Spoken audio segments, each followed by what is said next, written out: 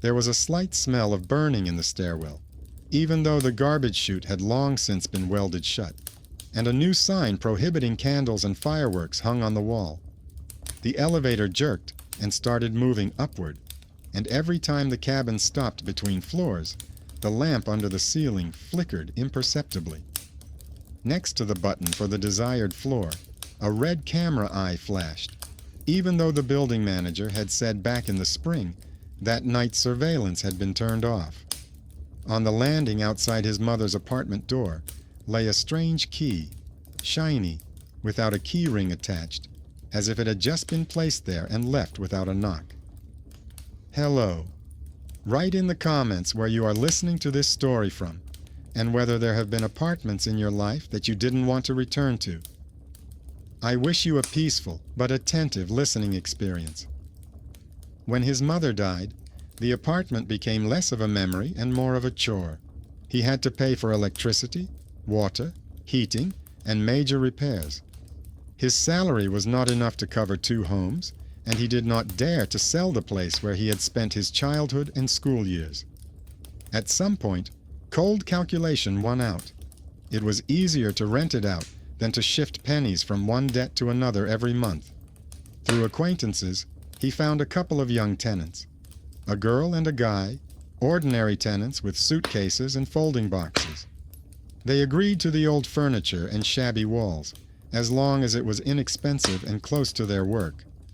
He packed his mother's dishes into boxes in advance, took down the bedspread, folded the blankets, and left only the bare essentials. He wanted it to be just another rental apartment, not a room of memories. The first few weeks went according to the usual script.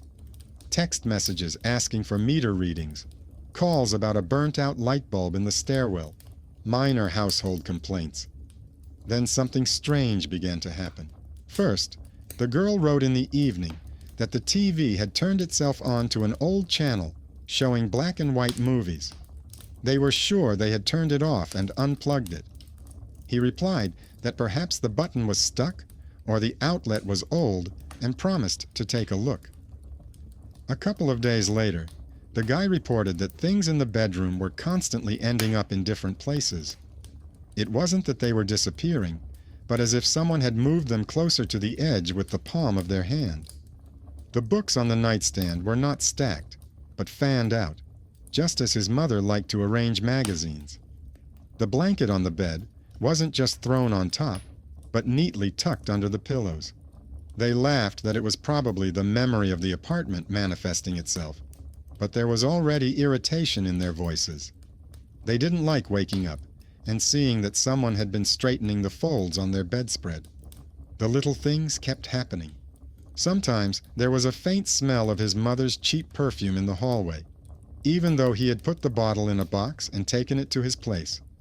A couple of times, a spoon was found in a cup in the kitchen where no one had made tea. The bedroom window was always slightly ajar, even though the tenants insisted that they closed it tightly at night because of the noise from the courtyard. When the TV settings were disrupted, it stubbornly returned to the same old channel that his mother used to turn on almost automatically. His first reaction was boringly practical. He thought that the tenants might be looking for a reason to get a discount. Or maybe they were just winding themselves up because they knew the history of the apartment. The death there was not dramatic. His mother passed away in the hospital, not in her own bed. But for strangers, the very word died was enough to make the house seem special to them. He replied that he would come by on his day off to check the wiring and outlets. On the day when the elevator smelled of burning and he saw a stranger's key on the rug, the call from the residents sounded harsher. The girl said that at night she hears whispering coming from the bedroom. It's not loud, but it's as if someone in the next room is talking and repeating the same phrase over and over again. The guy added that he woke up a couple of times from the feeling that someone had walked down the hallway, stirring the air. They both said that soon they would be looking for another place to live. He was no longer joking. Losing tenants meant being left alone with the payments again. He picked up the key from the doormat and turned it in his fingers. It was an ordinary flat key for an old lock. His lock didn't open with it. He checked out of curiosity. The heavy camera eye above the door flashed red, although in theory, the system should have been in standby mode at night. Under a layer of new paint, a faint trace of his mother's old nameplate was visible on the door. The letters were no longer legible, but his eyes still lingered on the rectangle. Inside, the residents greeted him with nervous glances. Their belongings were neatly arranged, but he could sense that they had been pacing around, listening to every little sound. On the kitchen table stood his mother's cup with a crack on the rim, although he remembered taking it away. The girl said she found it on the top shelf and decided it was just forgotten crockery. There was a fresh tea ring in the cup, as if from an unfinished drink. In the bedroom, the bedspread was smoothed out in a way he himself had long since forgotten how to do. The corners tucked under the mattress, the middle stretched tight, not a single wrinkle. The window was slightly open, revealing a narrow strip of sky. On the windowsill lay a folded clean napkin with a mark left by a mug. There were no words on it, only a damp ring. He mechanically ran his finger along the windowsill. The wood was warm, as if someone had recently been standing at the window. He began to collect evidence, without calling it that. He photographed the cup, the napkin, the position of the window, the bedspread. He wrote down on a piece of paper the times when the residents most often heard whispering and what they were doing at that moment. It turned out that it was almost always late at night, when they were lying in their room with the TV on, but muted. The whispering seemed to come through the familiar sounds of the programs and repeated the same intonation, but they couldn't make out the words. When he got home, he took his mother's old notebook out of the drawer. It contained shopping lists, doctors' phone numbers, and short notes about who had called and when. In the middle of the notebook, he found a page where one phrase was repeated several times, waiting for him to come back. Different pens, different ink, but the same words. No names, no dates, just lines written on different days. He used to think it was a strange habit of his mother's, like recording the weather. Now he couldn't help but compare it to the fact that in the evenings someone seemed to be whispering from the next room in their apartment. The next day, he went to the building manager to find out what was going on with the cameras and why the peephole was flashing. The building manager, a short man who always wore a knitted vest, listened to him and said that the cameras were indeed officially turned off at night, but in fact sometimes continued to show a static image. On his desk lay a logbook with records of emergency service calls, parcel deliveries, and residents' arrivals. In the column for his floor, it said son's arrival a couple of times. The dates coincided with the nights when he was definitely in another part of town, sleeping at his place. The building manager was not a mystic. He was just used to noticing strange things. He offered to show a printout from the intercom system. It recorded code entries and door openings. On those very evenings, someone entered the code for the mother's apartment twice. The first time was in the evening when the residents arrived. The second time was closer to midnight. Then the door was opened from the inside. The building manager suggested that maybe the tenants themselves went out for a smoke and forgot. But the girl didn't smoke, and the guy swore that he hadn't left the building after 11 p.m. These details were not yet proof, but they were already a network. A strange key on the doormat. A flashing camera that supposedly doesn't work. A cup that shouldn't be in the house. A window open to the same crack. Entries in the logbook where someone records his nightly arrivals, even though he is not there at that time. And the phrase in the notebook, waiting for him to return, repeated so many times, as if the mother was convincing not someone else, but herself. The residents began to insist that he do something. They said they heard footsteps in the hallway when both of them were in the room, that at night the TV switched to old programs where the hosts talked about the weather from 10 years ago, that the bedroom sometimes smelled of medicine and mint tea.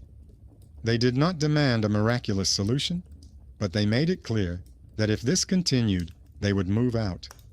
He understood that losing this rental meant returning to what he had run away from, the choice between debt and selling the apartment. He had a complicated relationship with his mother, but the thought of her room becoming another auction lot provoked a dull resistance. He tried to walk the line between respect for her memory and dry economics, and now the apartment itself seemed to refuse to become just a source of income. In order not to come up with complicated schemes, he chose the simple path. He offered the tenants a discount for 1 month on the condition that he himself would live in the apartment for a couple of nights to figure everything out. They agreed with relief. They gave him a corner in the bedroom with a spare pillow. The girl said she felt calmer when the owner was there, even if he himself didn't know what was going on. The guy just asked him not to walk around the apartment at night unnecessarily because he was already nervous. In the evening, he came with a small backpack, put his things in the hallway, and put the stranger's key in his pocket, even though there was no lock for it. He checked all the windows, switches, and gas. In the kitchen, he put his mother's old kettle on the stove and poured himself some water into a different mug, not the one that was always on the windowsill. He unplugged the TV to prevent it from turning on by itself. He left the intercom as it was. Before going to bed, he looked into the bedroom again. The bedspread was smoothed out, just as he had left it during the day. The window was closed. A clean, dry napkin lay on the windowsill. He had put it there himself, as if placing a beacon. The cup was not there. He lay down, trying not to think about his mother or the notes in the notebook. He had his own life at home, and he wanted to treat this night as a routine check of the house, not a visit to the past. The last thing he noticed before falling asleep was the red light in the hallway. Through the crack under the bedroom door, he could see a thin strip of light from the hallway, and in that strip, a red light sometimes flashed like a pulse.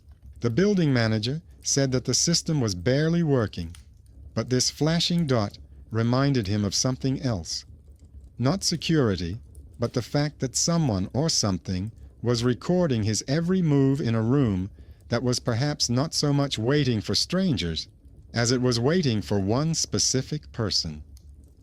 The night began without any miracles. He turned off the light, lay down on his mother's bed, and listened to the sounds of the house for a while.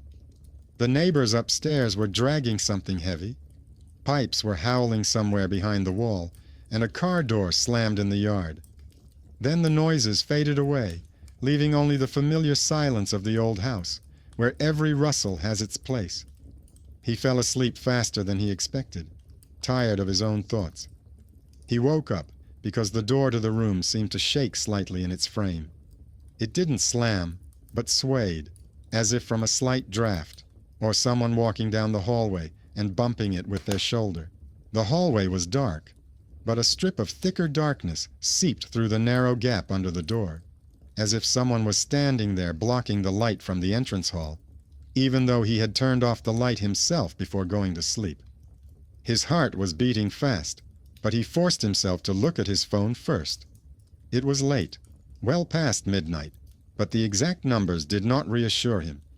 He lay there for a while, listening. The quiet sounds of the old apartment came from the hallway. The parquet floor creaked somewhere. Water dripped from the pipe. Someone moved behind the door. This movement was not like the footsteps of a living person. Rather, it was the same gesture repeated over and over again, as if someone was carefully moving a chair against the wall and then immediately moving it back a little. Then came a familiar, almost forgotten sound, a soft breath of air when the bedroom window opens. He sat up abruptly in bed and turned on the lamp. The light fell in a strip on the bedspread, on the closet door, on the closed door. The window was indeed ajar, even though he had checked the handle before going to sleep. The frame trembled slightly in the night air, and the curtains moved ever so slightly. On the windowsill lay the very napkin he had left dry. Now there was a dark, damp ring from a mug on it. The mug was gone. He got up, walked to the door, and carefully opened it a crack. The hallway greeted him with its usual darkness, with the same flashing camera eye, which now burned more steadily. There was no light in the kitchen or the hallway, but the smell had changed. There was a faint scent of cheap mother's perfume in the air, mixed with the steam from the kettle, and a faint hint of the medicine she used to dilute with water. This smell could not be confused with the tenant's new washing powder. The TV in the room where the couple slept was unplugged, as he himself had done in the evening. The cord hung nearby, not touching the outlet. But from the depths of the apartment came a quiet, monotonous hum, like an old TV station jingle. The sound did not come from one place, but from everywhere at once, from the radiator, from the floor, from the walls. It was as if the house was remembering what it was like when in the evenings his mother would turn on the first channel she came across, just so that it wouldn't be quiet. He went back to the bedroom and turned on the recording on his phone. He placed it on the edge of the windowsill, so that both the window and part of the bed were in the frame. He decided that if strange things were happening, at least there would be a trace of them, not just a feeling. He lay back down without turning off the lamp, but turned away toward the wall. After a while, his eyes closed again on their own. His body took over, as it always did when anxiety lasted too long. The next awakening was more abrupt. The room was dark. The lamp was off. Through his closed eyelids, he sensed that the lighting had changed. Opening his eyes, he saw a narrow strip of light from the hallway. The door was now ajar. Through the crack, he could see a piece of the wall and the edge of his mother's rug. Where the peephole should have been, a steady red dot glowed. It did not blink, but burned constantly, as if the camera had finally woken up and was working as intended. A familiar rustle came from the hallway. Slow footsteps on the linoleum, the slight creaking of a chair being moved. Then the sound of a teaspoon against the rim of a cup. It was all painfully mundane, so familiar that it made it even worse. No heavy chains, no screams, just a normal evening for an elderly person who lives according to a strict routine. The only difference was that neither the fabric, nor her chair, nor her medicine trolley were in the apartment anymore. He couldn't resist, and turned the light back on. He didn't open the door wide, just cracked it open a little. The hallway greeted him with darkness again. The red dot went out, as if it had never been there. The kitchen was empty. The faucet was closed, the burners were cold, and there was only a dirty plate left by the residents on the table. But his mother's mug was standing by the sink. A little water glistened at the bottom, giving off a faint steam. He held his hand over it and could clearly feel the warmth. On the countertop lay a sheet of paper from an old notebook. The paper was familiar, with a thin gray line that his mother used to align her lists. There were several lines on the piece of paper. He recognized the handwriting immediately. The phrase was repeated, as in the notebook, but at the end of the last line, a new word had been added. Where it had previously said, "We are waiting for him to return," it now said, "He has finally arrived." There was no date, but the pen was fresh. The ink was still slightly shiny. He did not rush to look for hiding places in the walls or clever mechanisms. Instead, he sat down on a stool, placed the piece of paper in front of him, and simply stared at the words for a while. He did not feel as if it were a strange letter from nowhere. Rather, it was as if his mother had finished what she had long intended to write in this sentence, but had only gotten halfway through. And she had done it, not for the residents, not for the building manager, but specifically for him, because only he could connect this piece of paper with the notes in her notebook. The morning greeted him with the usual light from the window and the sounds of the courtyard. The girl walked into the kitchen and stopped when she saw him and the mug. She asked if he had slept well. He replied that he had heard footsteps and sat up for a while during the night, but gave no details. He said nothing about the note, only hid it in his pocket. He didn't want to turn his mother's words into part of their fears. It was more important for them that the apartment be quiet and predictable. Otherwise, they would pack their things. In the afternoon, he went down to the building manager again. The manager showed him the intercom log for the previous night. In the line for his floor, there were 2 door-opening marks. One was in the evening when he came home with his backpack. The second was closer to midnight, when he was definitely already in bed. The building manager said that sometimes the doors don't close properly, and the system counts this as a separate opening. But in both cases, the initiator column showed the same thing, the apartment's internal opener. This meant that at the moment when he was lying in his bedroom and heard footsteps, someone inside pressed the button, as if letting a guest in from the landing. The residents didn't remember anything. He himself did not go to the intercom. The building manager shrugged and added that technology sometimes has a mind of its own. He said this without any mysticism, simply stating the familiar fact that old systems do not always work according to the instructions. Returning upstairs, he decided to record everything he already had. The piece of paper with the phrase, "the intercom recordings," the stranger's key from the doormat, his mother's notebook. It was his modest set of evidence.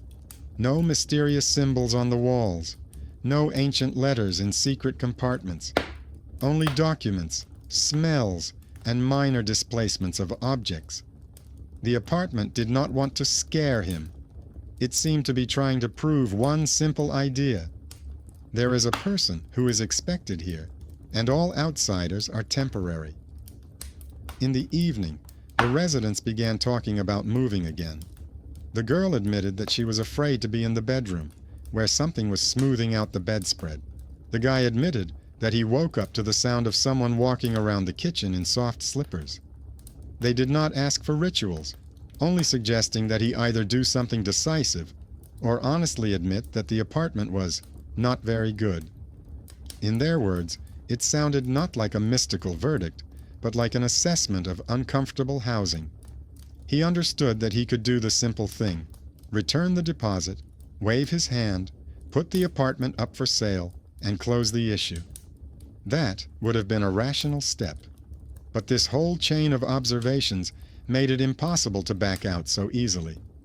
His mother had left him not a will, but a room that behaved as if it had been left hanging. And now, every rustle, every open window, every cup of tea spoke of the same thing. The task was not to get rid of the apartment, but to finally take his place in it himself, rather than hiding behind tenants and payments. He returned to the tenants without even trying to appear neutral. He informed them that they had 1 month left and that he would not be renewing the lease. He phrased it as renovations and family plans, without mentioning the nighttime walks or the note. Inside, the decision was simpler. The apartment would either accept him or continue to torment everyone who became a temporary resident here. The tenants reacted with relief. The girl immediately began to measure how many boxes they would need, and the guy began to count his money and consider options for new rooms.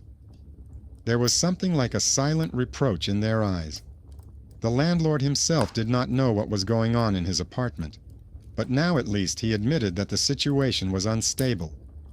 It suddenly became clear to him that all this time he had been hiding behind them, as if behind a shield, shifting his own fear of this space onto other people's nerves.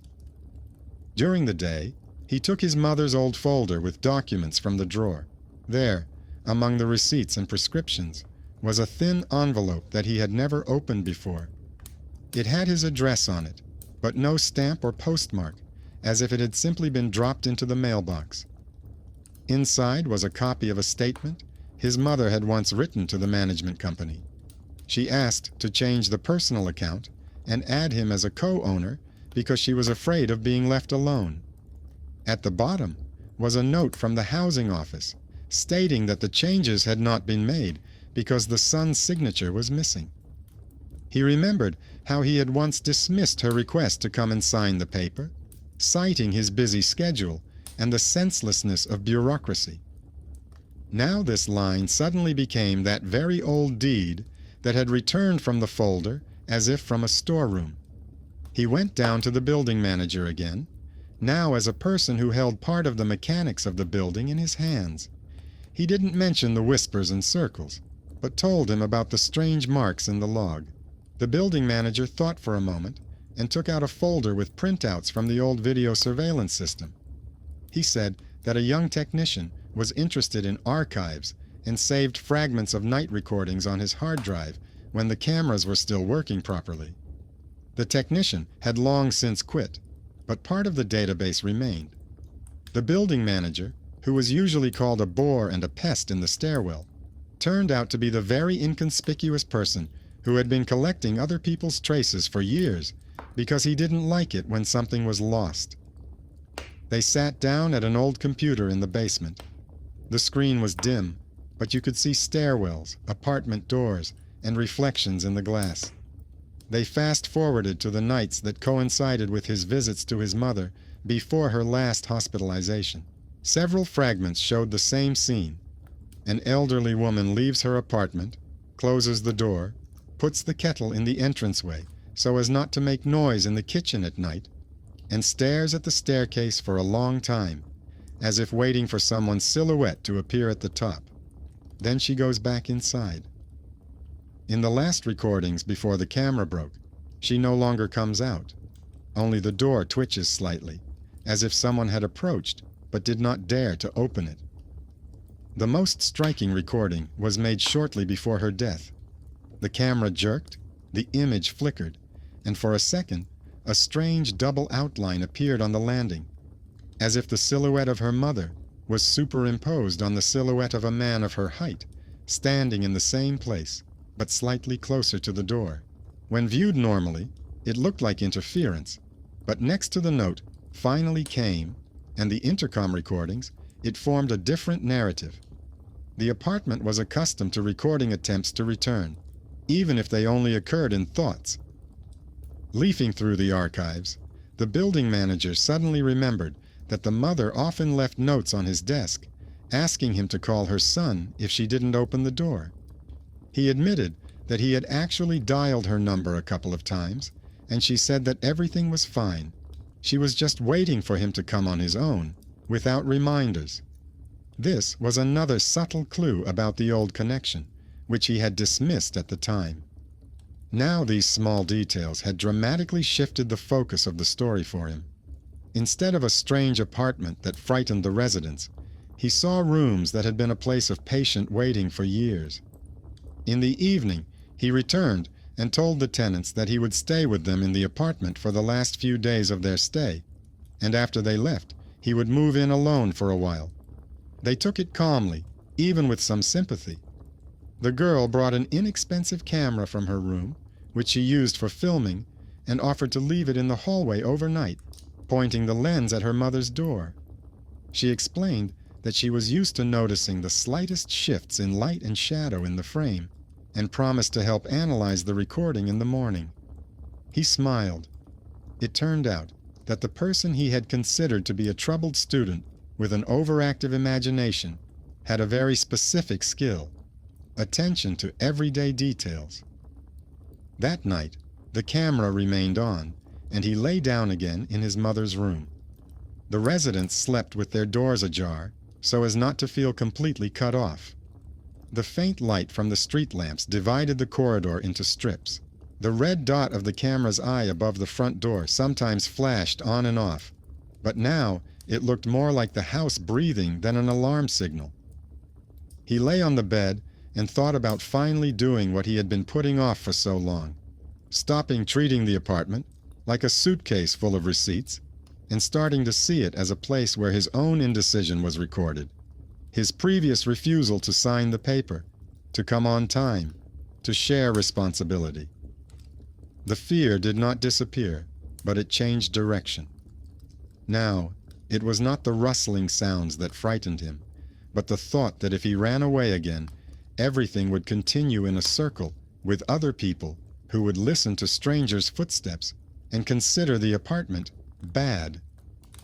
Towards morning, he fell into a restless sleep, not noticing when the hallway filled with movement, and the camera captured what it was all for.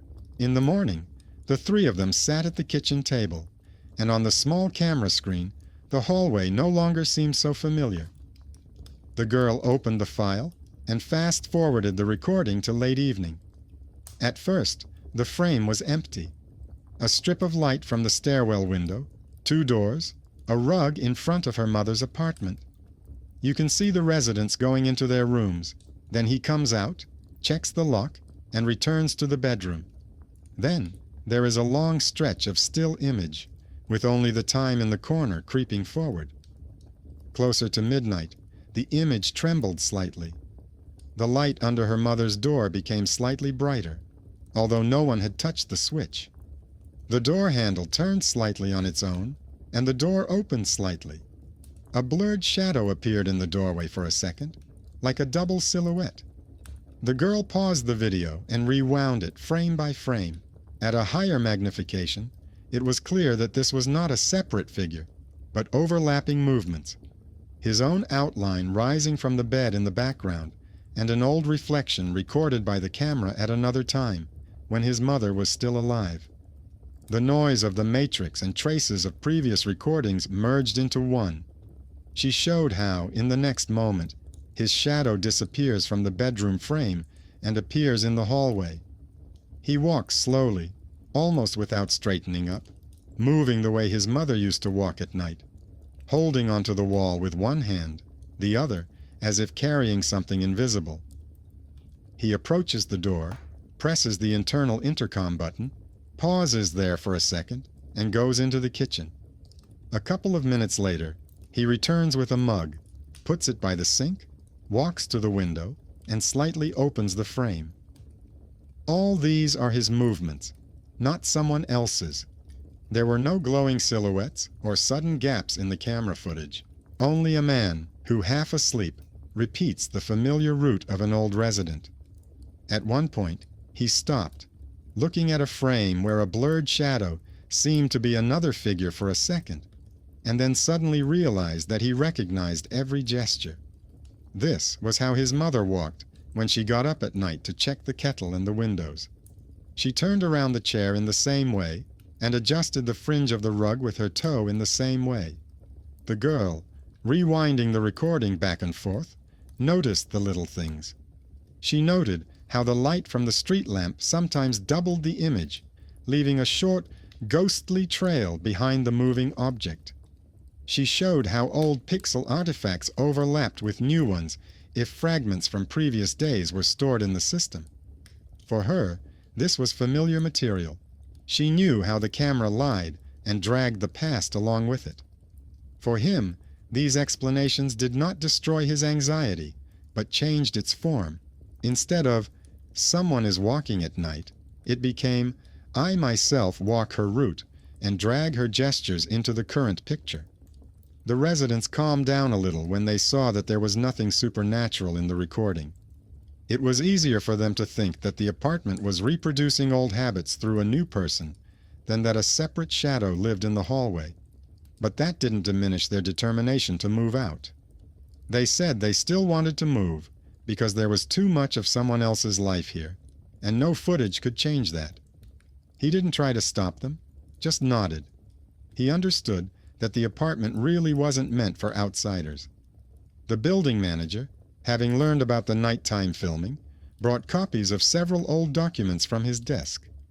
Among them was his mother's unregistered application, in which she asked to register him as the second owner. Attached to the application was a memo in which someone from the accounting department had neatly noted that the applicant has repeatedly inquired about the progress of the case.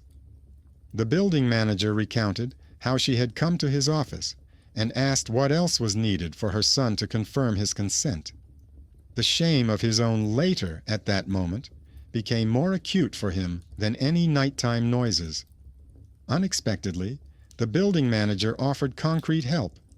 He said that the procedure was different now, but it was possible to reopen the old case and use it as a basis for reissuing the personal account if he finally came to the housing office with his passport and signed everything he had not signed at the time.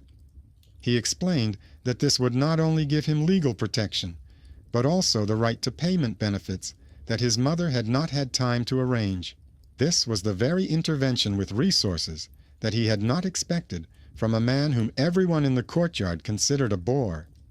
It turned out that it was precisely his pedantry and habit of recording everything that now got him out of the impasse. He agreed. Over the next few days, he went from office to office, signing documents, waiting in lines, and filling out forms. In one of the departments, he was offered to recalculate the old charges, considering that his mother was entitled to a discount as an elderly and single person. It turned out that part of the debt could be written off. There, he also registered himself as the primary payer. The folders with receipts no longer seemed like an endless tunnel. They now had a clear final figure, even if it wasn't zero. The fear of being buried under payments became less when you have a clear calculation in front of you rather than a pile of papers. The tenants moved out peacefully. On the day they took away the last boxes, he was left alone in the apartment. The silence was thick, but no longer hostile. He walked through the rooms without a backpack or someone else's keys, just like a person who knows that from now on, this is officially his place. In the bedroom, he removed the lock from his mother's door and put it in a drawer. He decided that the door would either be open or have no door at all, but never again would it be a locked border. He didn't turn the apartment into a museum. He took some of the furniture away, bought an inexpensive new sofa, and repainted the walls in a calm color. But he left a few things in their places. He left the cracked cup on the kitchen shelf, put the notebook with notes in the bottom drawer of the table, and carefully laminated the piece of paper with the phrase "finally arrived" and placed it between the pages. It became his personal document, not for stories told to neighbors. At first, he still listened to the sounds of the night. Sometimes a spoon would tremble quietly in a glass when water ran through the pipes. Sometimes the hallway would sigh when someone slammed a door on the floor above. But these sounds ceased to be hints of someone's presence and returned to their usual role. The house lives, the wooden frames react to the wind, the old walls remember footsteps. If, on rare evenings, a faint smell of cheap perfume appeared in the air, he did not run to find the source. He just put the kettle on and poured himself a mug, using the same crockery. It was no longer frightening, but a dialogue in which the other side remained silent. In the stairwell, the legend continued to live its own life. The neighbor from the 5th floor told the new residents about the room that does not accept strangers, exaggerating the details. Someone added that the tenants had disappeared there. Someone else said that at night you could hear someone calling their son. He didn't argue. Let the building have its own myth. It helped people bond over shared stories. He kept another version for himself, about the statements, receipts, nighttime camera recordings, and the unsigned document that had once started this chain of events. The female tenant wrote him messages for some time. She was editing a short video about strange coincidences in old houses, in which she wanted to include an impersonal fragment of the corridor with double silhouettes. She asked for permission to use the shot where he walks into the kitchen half asleep. He agreed on one condition, that it not be presented as a story about the otherworldly, but as an example of how the memory of a house imposes its own gestures on the living. The video emphasized how technology and habits distort perception, and he found that pleasing in its own way. His personal fear became part of a calm explanation for others. The building manager began to treat him a little more gently. Sometimes, when he met him in the stairwell, he would ask if everything was in order, with the payments and the electricity. He, in turn, no longer waved him off as he had before, but went into the small office and brought the readings on time. There was something conciliatory about this unlikely alliance between the pedantic archivist and the man who had long avoided responsibility. Each did what he knew how to do. One recorded, the other no longer ran away. Over time, the apartment became neither Mom's nor rented, but simply his. His daily schedule now included time for things he had previously avoided: paying bills, minor repairs, talking to neighbors. The former tenants occasionally sent photos of their new rooms, where, as they said, nothing whispers at night. He replied that his home was quiet too, although sometimes it seemed as if someone had adjusted the bedspread. But now, this was no longer a cause for fear, but a small reminder that one day he had returned after all. Justice in this story was achieved without any dramatic scenes. No one came to the rescue. There was no mysterious ritual or miraculous deliverance. Everything was resolved through simple decisions: signing a paper, watching the recording to the end, acknowledging his part in what was happening in the apartment, and stopping using temporary tenants as a cover. The room, which had so persistently rejected outsiders, finally got what it was waiting for. And when that happened, the nighttime footsteps ceased to be a threat and became simply the sounds of a home inhabited by a person ready to take responsibility for the light, water, walls, and his own history.